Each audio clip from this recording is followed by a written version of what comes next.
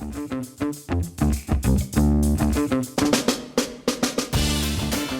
guys, how you doing? This is Ben, the Real Estate Pro, coming at you, hopefully going to kick you some knowledge. Hey, so I had an interesting thought the other day when I was watching a podcast, and I was watching these industry professionals, and one of them, which just happened to be a mortgage loan officer, and that's what I started out when I first got into real estate, said something that kind of shocked me a little bit. But she said that, after being in the business for 10 years up until recently, she didn't know that real estate agent commissions were negotiable.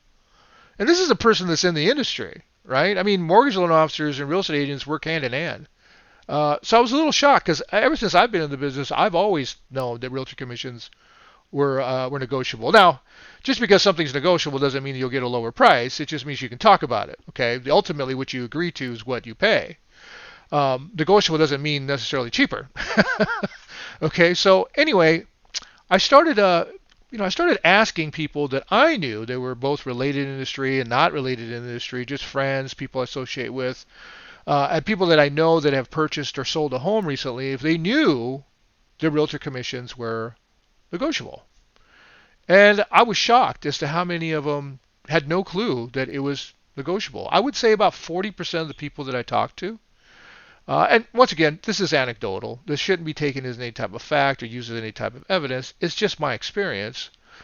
What I noticed, like I said, about 40% of them didn't know that real estate agent commissions were negotiable. What I found more surprising is that of the people, the 60% of the people that knew that real estate agent commissions were negotiable, I would say a good 80, 90% of them did negotiate with their realtor when they sold their last home. I found that even more surprising. Once again, anecdotal, shouldn't be used as any type of evidence, but just something to maybe give food for thought. Okay?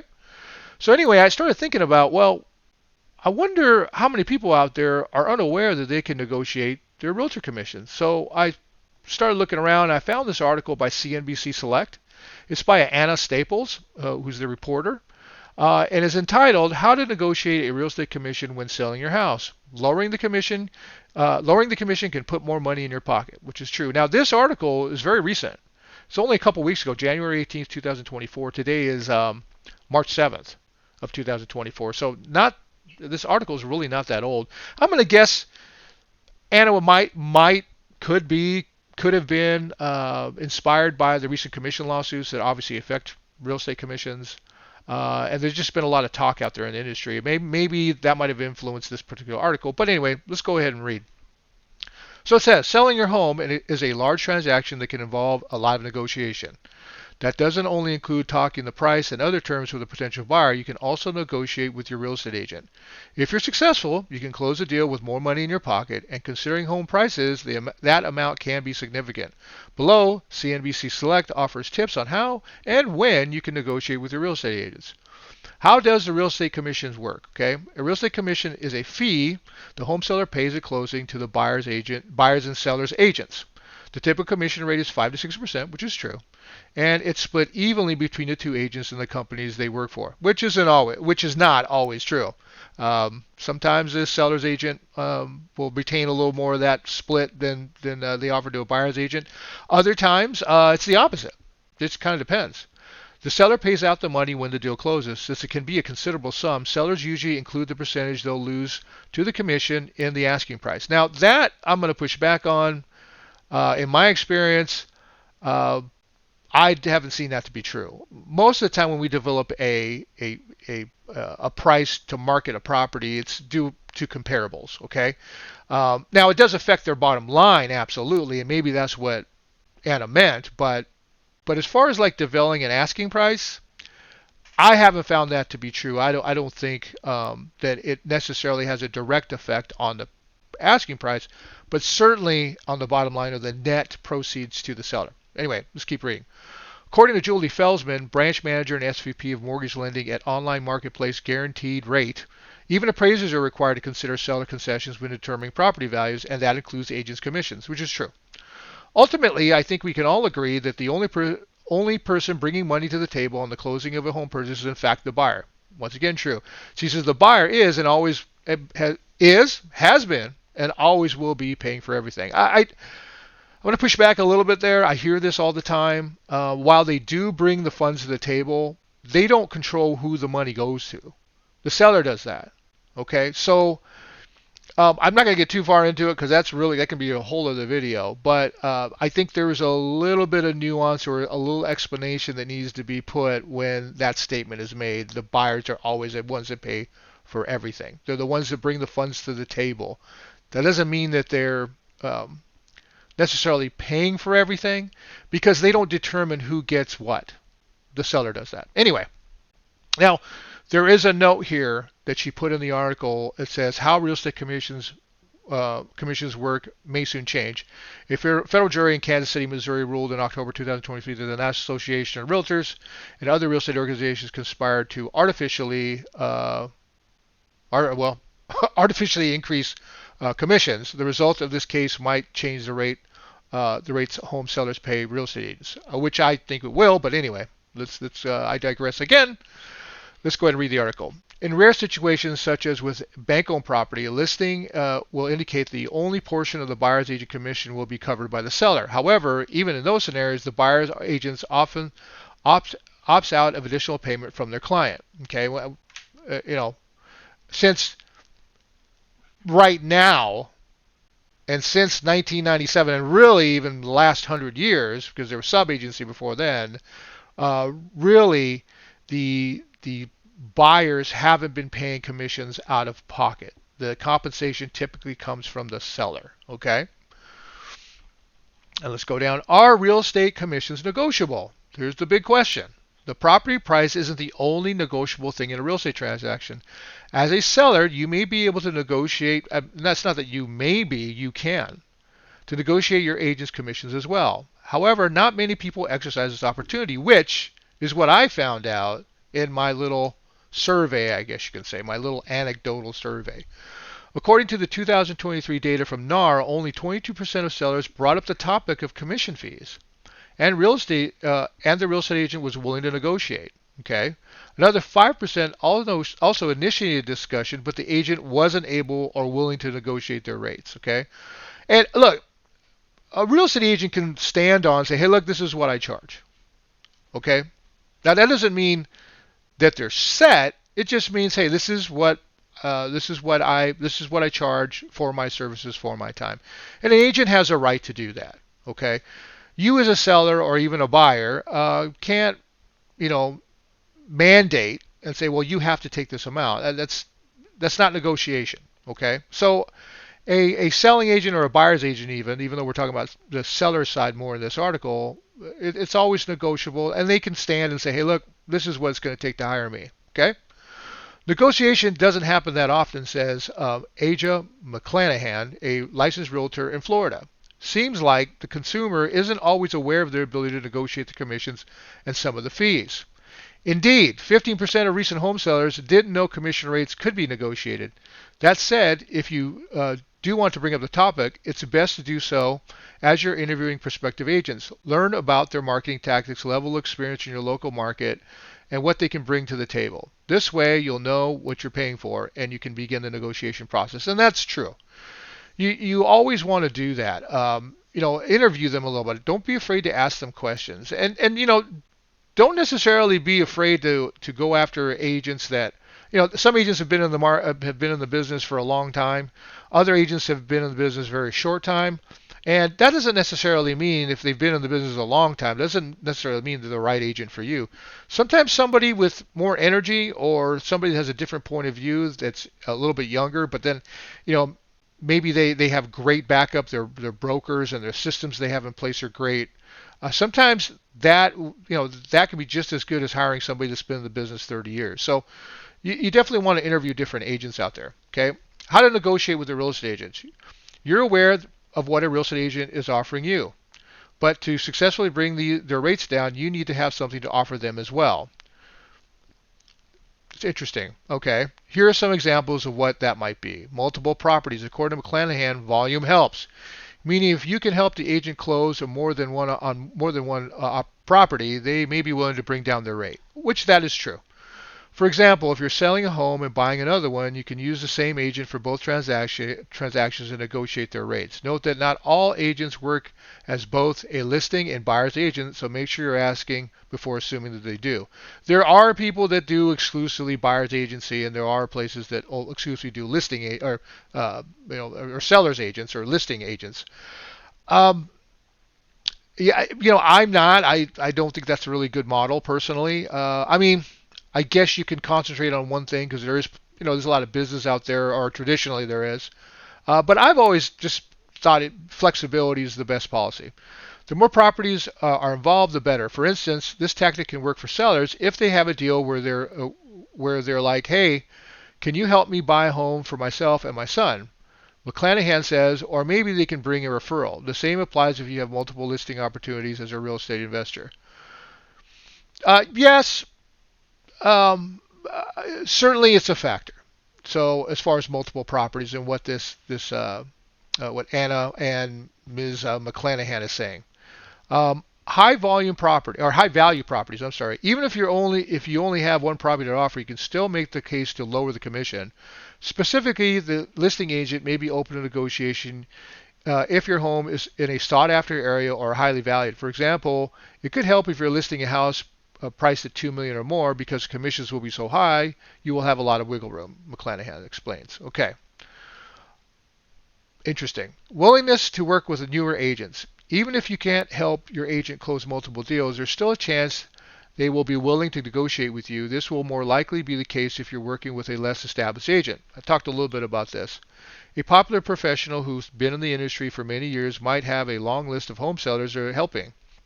A less experienced agent, on the other hand, might be working to increase their client volume and jump at the opportunity to close more transactions, even at a lower commission rate. Finally, remember the commission isn't the only thing you can negotiate. Real estate agents may also charge transaction fees. I've never heard of this personally. A real estate agent charging a transaction fee on top of their commission.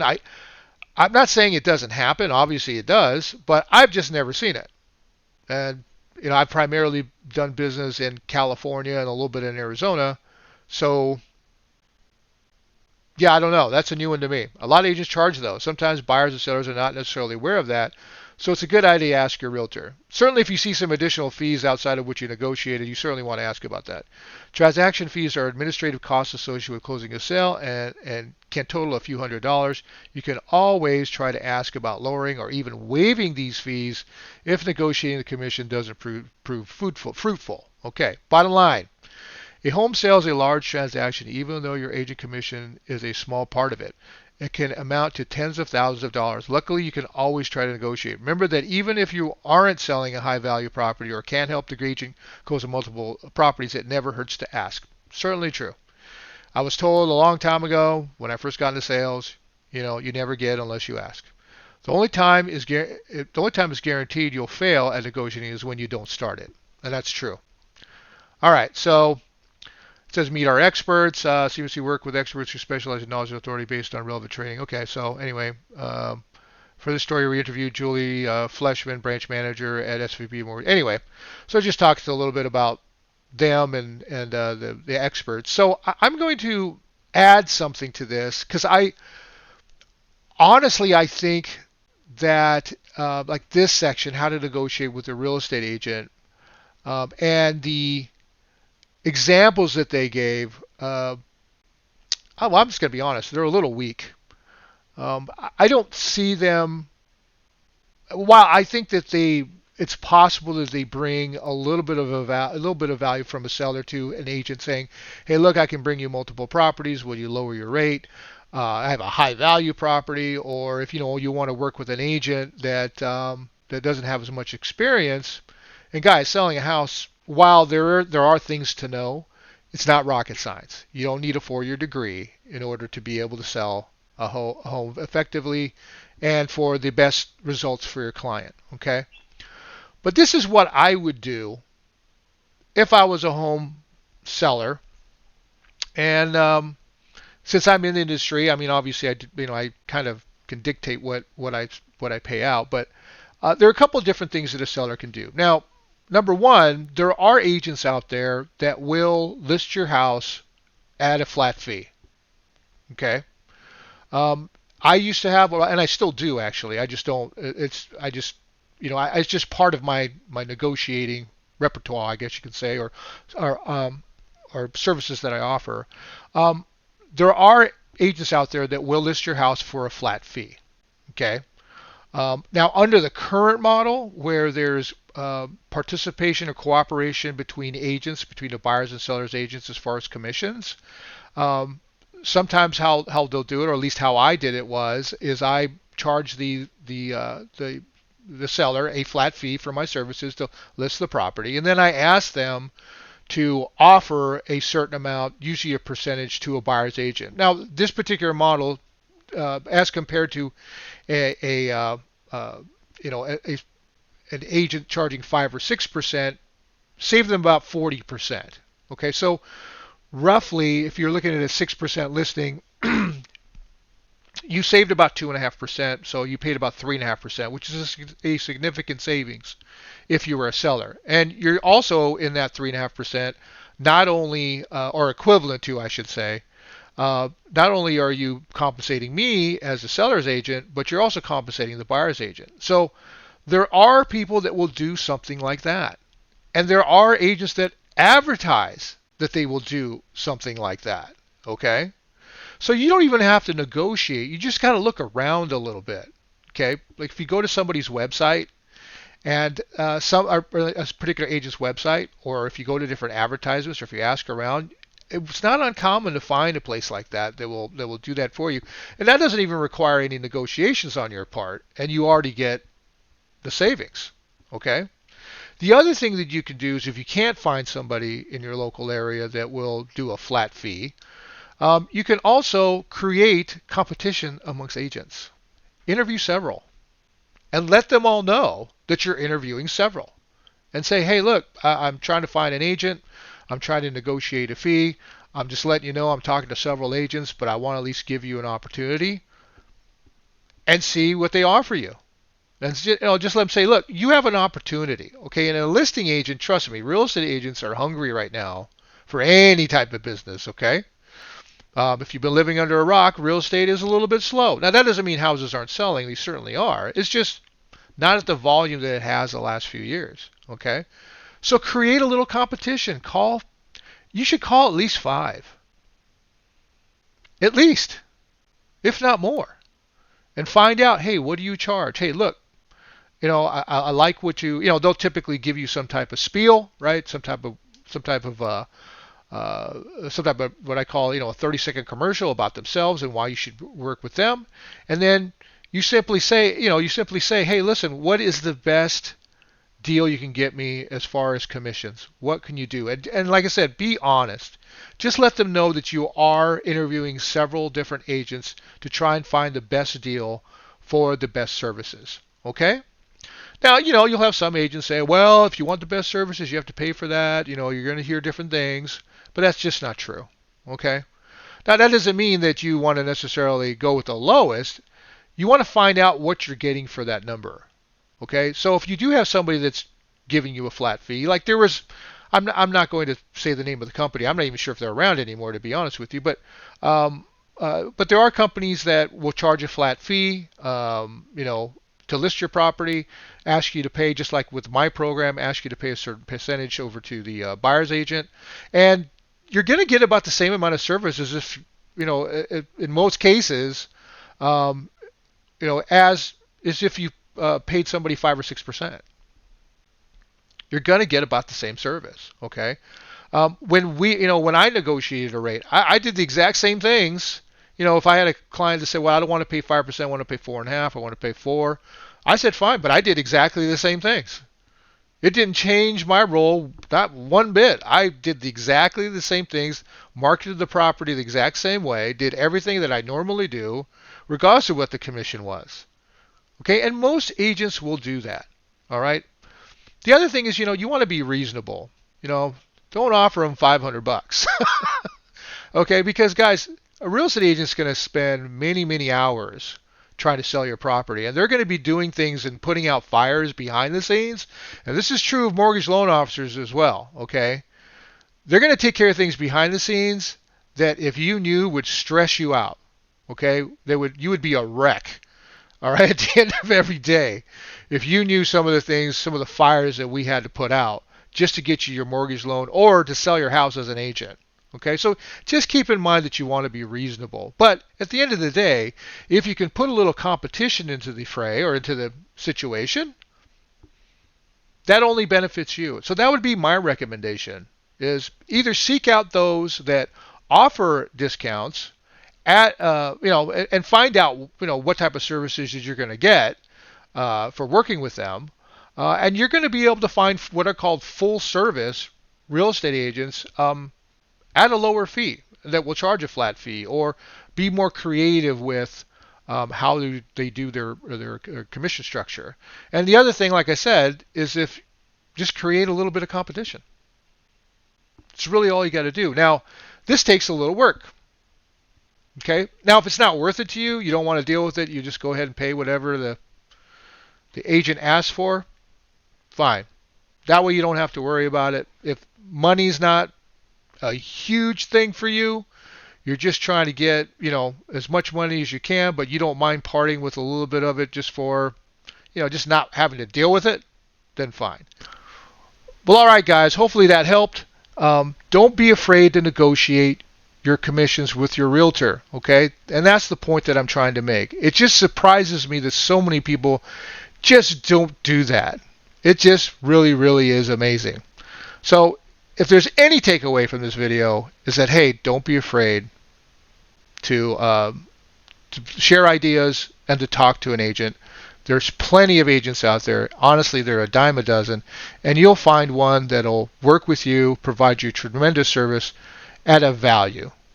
So hopefully that helped you guys out a little bit. This has been the Real Estate Pro. We'll talk to you soon. Please like, share, and subscribe. We'll talk to you later. Bye-bye.